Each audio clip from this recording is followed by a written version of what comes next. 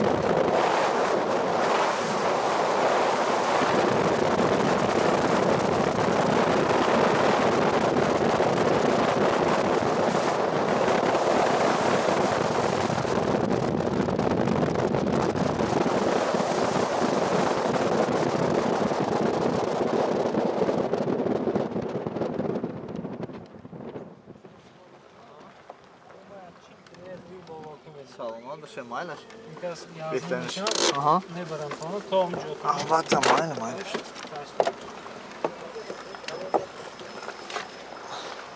ولا تو در مرکز ندارم اومدیم ها یعنی دیم ساعت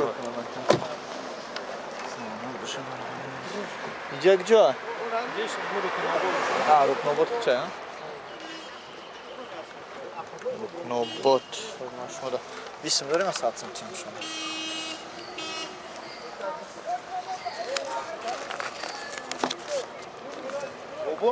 دهمی پول میبره یا کی؟ نه تمام میبره میبرم به پول من فهمم اون ایکس میبرن که اون فهمم علیش کردین بس شو این بوده ماسکو میبریم اون گاسیسی تاشکن نرمال مرام قاسیسه رحمت ما بو فقط شنبه میریم قاسیسه اون گاسیسی نرمالی بعد فقط سمرخان میروم دستی باشه حسابم نمیکنی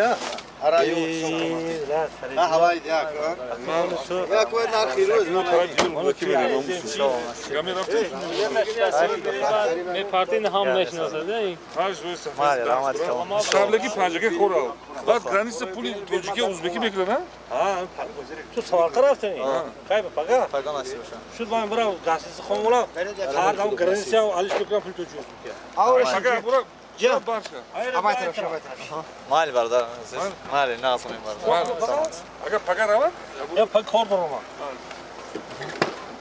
Nişan etten coş oldu beyler sana. Allah rahmet ikelim.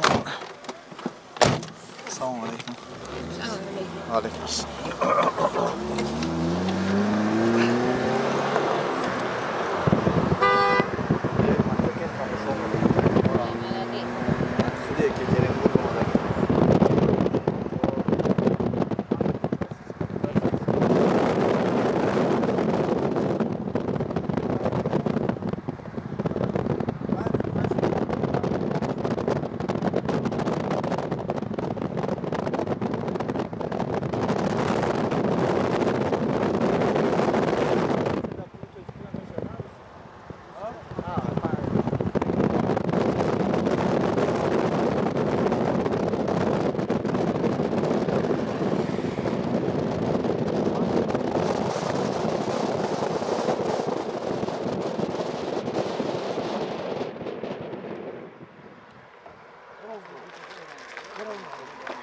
Jak se 200 zormeče?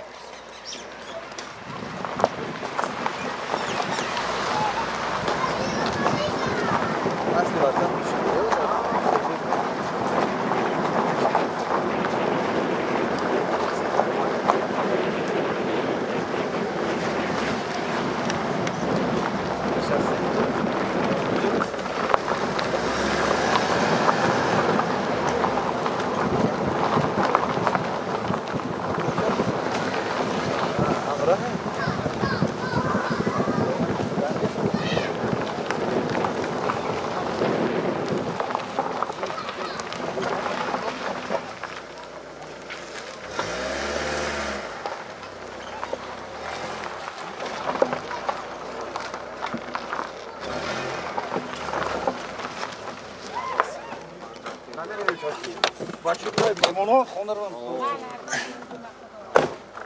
İyiyim de.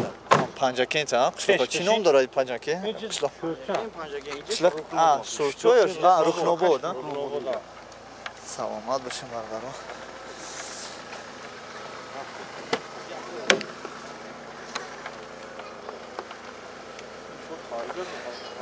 Mali taqwa daraman iftor bo'lsin. شما دیمش که چای می نوشید. Inshaalloh me'sa, vaqt bahazir bu. اینجا پنجگندش شوخی رودکی. کوی رودکی. اینجا تاریخی бар. نور شهر دیگه شب. Loyiq shirali. Inshaalloh. Pagon nasib bo'lsa ya tamosha mebroyim. Imsha rafta xavay kinim, pagon nasib bo'lsa ya tamosha mekinim. Ha, me'sa inshaalloh. Mayli, nazmane. Bismillah.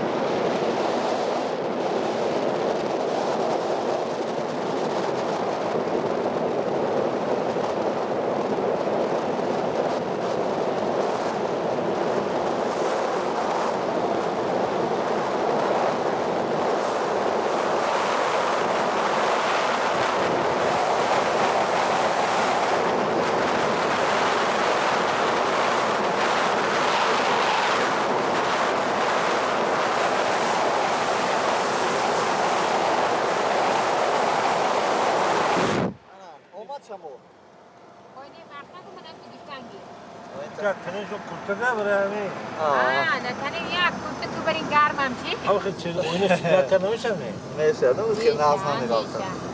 Me'sa ichgan. To'rik qarang. Tozu kıran şu oyunda. İçtirik. O bekler mesela. Aha, o to'rik şöyle.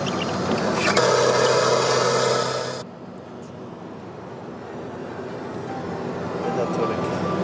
دل درد و من دو تا کیز جفا تکیده باشد موزیک سینما تو زور نمی؟ ایسا فرقش دل درد و من دو تا کیز جفا تکیده باشد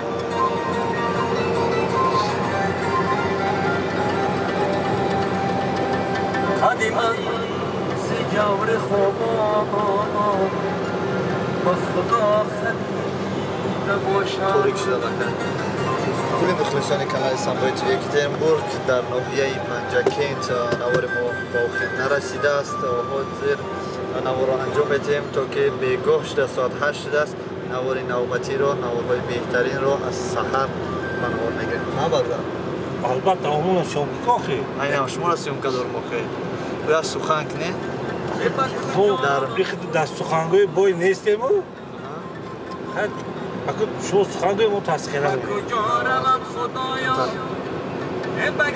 شپلاکی رسیده است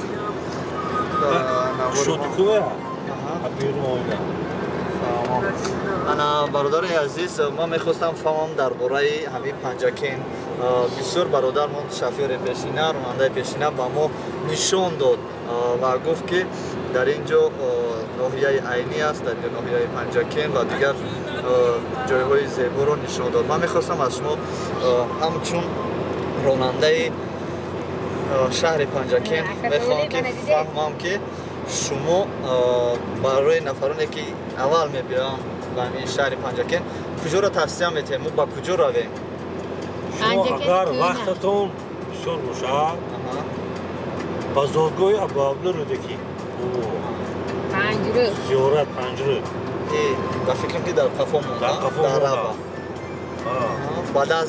بعد از اون زادگاه استاد لوی شریلی دایق شیرالی این هم در پیش است هم کاخوزچون گفتنی قشتای هست روی سر گفتنی قشتو بعد بولو میگری مزار زادگاه استاد لوی شریلی در تگی که دهه مزار در همون جایی دو شاعر بزرگ در اینجا تولد شده باز کجا داره پنجاکین باز کونه پنجاکین کونه است سراز هست سراز با اینجا کل‌های کلان هفت کل هست کل‌های رنده او طرفی دره رشنه گفتنی جا هست در همونجا جایگاه شده با کلی کلان هست که در ارتوش جایگاه شده است این هم در طرفی زادگاه ابوعبدالله رودکی جایگاه شده است